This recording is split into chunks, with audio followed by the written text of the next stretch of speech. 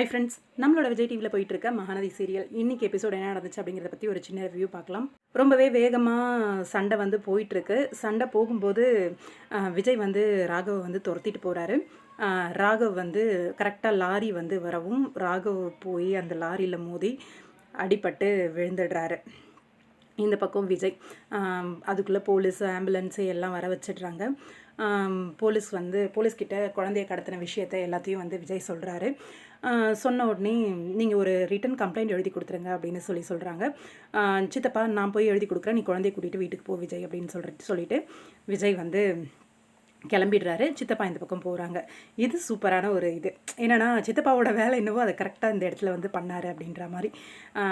இன்னொன்று, இந்த பக்கம் காவேரி குழந்தைய வந்து அப்படி இப்படி கூட இறக்கி விடாமல் அவங்க மேலேயே அப்படியே தோல்லையே போட்டுட்டு இருந்தது பார்க்கவே அவ்வளோ நல்லா இருந்துச்சு.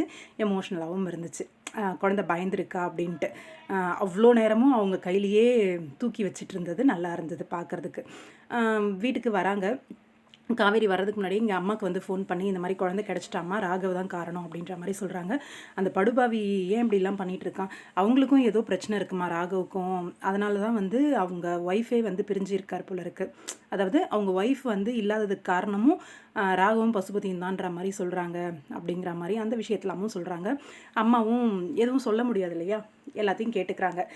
அவனுக்கு நல்ல சரியான தண்டனை தான் கிடச்சிருக்கு அப்படிங்கிற மாதிரி. எங்கள் தாத்தா கிட்ட குழந்தையை காப்பாற்றிட்ட விஷயத்தை வந்து விஜய் வந்து சொல்கிறாரு. சரிப்பா நீங்கள் சேஃபாக வீட்டுக்கு வாங்க அப்படின்ற மாதிரி காவேரி விஜய் 2 பேரும் குழந்தையை கூட்டிகிட்டு வீட்டுக்கு வராங்க. விஜயோட வீட்டுக்கு வந்து குழந்தைய வந்து படுக்க வைக்கிறாங்க. என்ன சொல்கிறது, விஜயோட அந்த ஒரு எமோஷ்னல் எல்லாத்தையும் அந்த ஒரு முத்தத்தில் வந்து அடக்கிட்டாங்க. குழந்தை வந்து என்ன சொல்கிற தூங்கிட்டு இருந்தா, படுக்க வைக்கவும் போய் விஜய் வந்து தான் குழந்தை கிடச்ச ஒரு சந்தோஷத்தில் ஃபோர்ஹெட்டில் ஒரு முத்தம் கொடுக்குறாரு. ரொம்ப எமோஷ்னலாக தான் இருந்துச்சு அந்த ஒரு முத்தமே. இந்த பக்கம் வெளியில் வந்து பேசிகிட்டு இருக்காங்க. அவனுக்கு சரியான தண்டனை தான் கிடச்சிது அப்படின்னு சொல்லி சித்தி தாத்தா எல்லாரும் நம்ம குடும்பத்தை பழிவாங்கிறதே வேலையாக வச்சிட்ருக்கான் அப்படிங்கிற மாதிரி.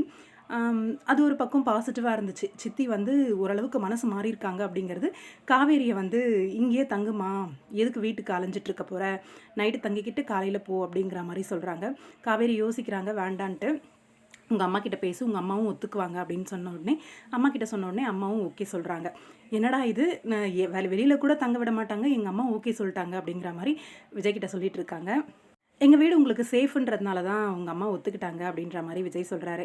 ஆமாம் அப்படின்ற மாதிரி காவேரியும். அதுக்குள்ளே மனைவியை பற்றி கேட்குறாங்க. என்ன ஆச்சு சார் உங்களுக்கும் உங்கள் மனைவிக்கும், ஏன் பிரிஞ்சுங்க, இவங்களால என்ன ஆச்சு அப்படின்ற மாதிரி சொல்கிறாங்க. உயிரோடு இல்லை அப்படின்ற மாதிரி அவள் ஒரு நேரம் சொல்கிறா, ஒரு நேரம் எங்கள் அம்மா வருவாங்க அப்படிங்கிற மாதிரி சொல்கிறீங்க, எனக்கு எதுவுமே புரியலை, அவளே ஒரு குழப்பத்தில் தான் இருக்கா அப்படிங்கிற மாதிரி குட்டி காவேரியை பற்றி பேசுகிறாங்க. உயிரோடு தான் இருக்கா, நானும் செத்து போயிட்டேன்னு தான் நினச்சேன், இப்போ தான் உயிரோடு இருக்கிறது தெரியும் அப்படிங்கிற மாதிரி விஜய். அப்போ சேர்ந்து வாழலாமே சார், சின்ன குடும்ப பிரச்சனை, தம்பதிகளுக்குள்ள பிரச்சனை அப்படின்னா அதெல்லாம் சரியாயிரும், விட்டு கொடுங்க அப்படின்ற மாதிரி பேசிகிட்டு இருக்காங்க. என்ன ஆச்சு அப்படின்னு கேட்கவும் அது சொல்கிறதுக்குள்ளேயே குழந்தை அழறா. பயந்து போய் அங்கே ராகவ் கூட இருந்ததை நினச்சி போய் சமாதானப்படுத்த ட்ரை பண்ணுறாங்க. சமாதானமே ஆகலை. அந்த டைம் காவேரி கண்ணை முழிச்சு பாரு காவேரி, நான் தான் அப்படின்ற மாதிரி காவேரி சொல்லவும் கண்ணை முழிச்சு பார்த்து அவங்க மேலே வந்து படுத்துக்கிறான். நான் பார்த்துக்கிறேன் சார், நீங்கள் எல்லாம் போய் படுங்க அப்படிங்கிற மாதிரி காவேரி வந்து டேக் கேர் பண்ணிக்கிறாங்க குட்டி காவேரியை. நல்லா இருந்துச்சு இன்றைக்கி எபிசோட்.